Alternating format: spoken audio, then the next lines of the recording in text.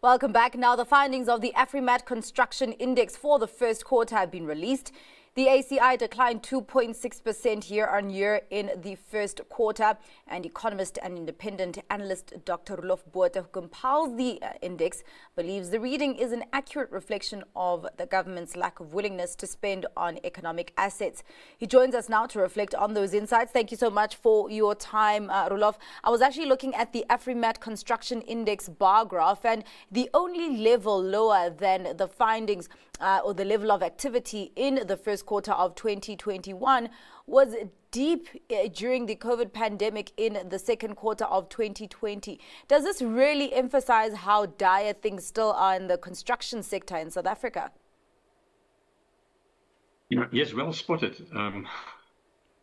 We didn't want to mention it in the media release, but it's the second lowest quarter-on-quarter reading ever. Yeah. And we're going back 14 years. So it's a point of huge concern.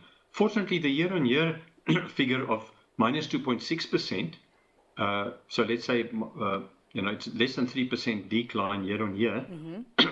One of the main reasons for that is that the construction industry at large in South Africa lost a lot of days with the extraordinary high rainfall in Limpopo, Northwest, Gauteng, and KwaZulu-Natal.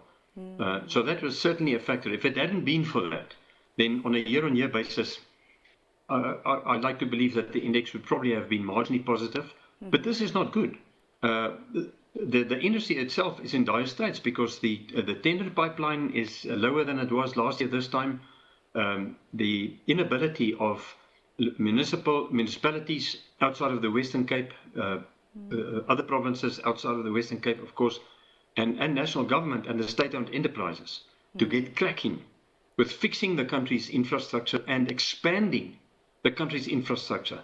There seem to be inordinate delays.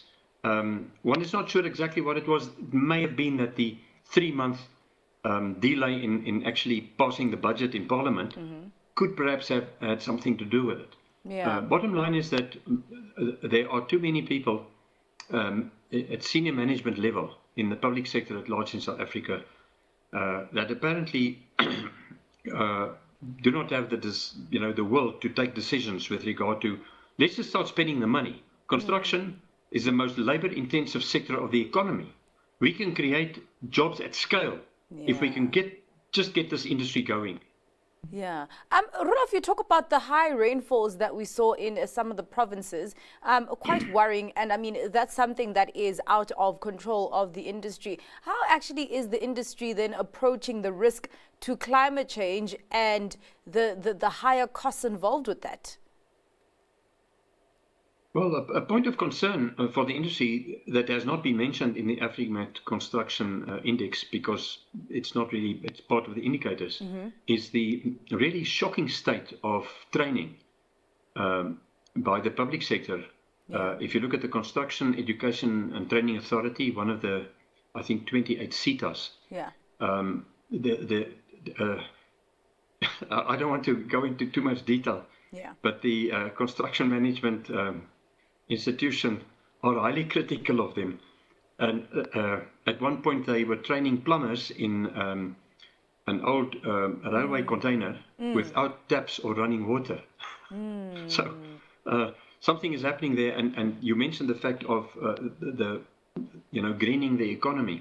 This is one of the challenges of the construction sector, because in future the regulations are going to have to take this into consideration. And we need to train construction workers at all levels, from very senior management right down in this regard. There are just so many challenges, but the sector's potential remains there. As Andries van Heerden, the CEO of Afrimat, says, he says the Lafarge deal is now up and running. Their 2 cement kilns are running. They are now exporting some of their products through Maputo, unfortunately. So, as he says, they're up and ready. The construction sector, the private sector, within the construction industry, they're playing a waiting game. They are really, but there are so many regulations and there are so many delays before a tender actually gets awarded that it's rough. But we believe, and Andries agrees with me, we believe that the second quarter is going to look a lot better. Okay, all right. I want to drill into sales of building and construction materials pertaining to consumer demand. Has consumer demand in this area not started to pick up even just a little bit, seeing as we've seen the lowering of interest rates and inflation?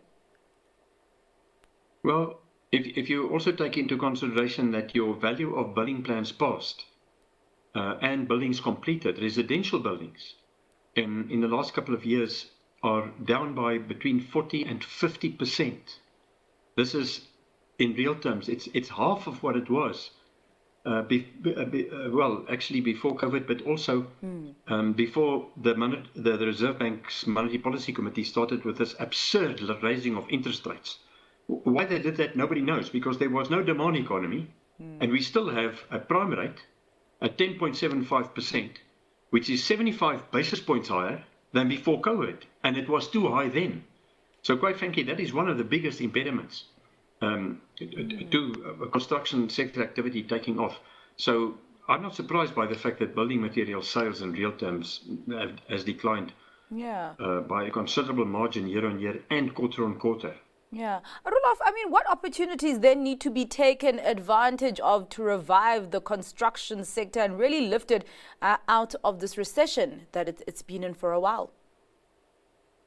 Well, I'm sticking my neck out here, but I think Mr.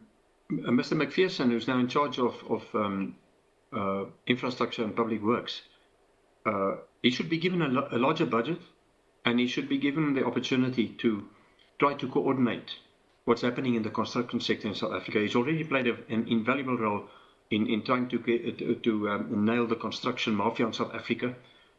It just, we need a combination of skills, quick decision making, and highly competent people that can match the private sector expertise. And I must just tell the viewers that my hope, I'm clinging to the World Bank roadmap for sustainable high growth in South Africa, which they presented to government a couple of months ago. They prepared that document on the request of the South African government in 2023, and it is a brilliant book. It is one of the best pieces of research I've ever written, because they've actually nailed it. They've told us exactly where our problems are, the obstacles are. They've told government how to get rid of those obstacles, and one of them is infuse the public sector with more competence, and get rid of these pervasive regulations that are stifling small business development in this country. So if we start implementing that, and we can drop interest rates, if they make me governor of the Reserve Bank, the prime rate would be 8.5% tomorrow, I promise you. Lower interest rates and the World Bank roadmap. The sky's the limit in terms of what we can achieve. All right. Well, thank you so much for your time and for your insights on the latest Afrimat Construction Index. I really appreciate your time there, Roelof. That was economist and independent analyst Dr. Roelof Botha.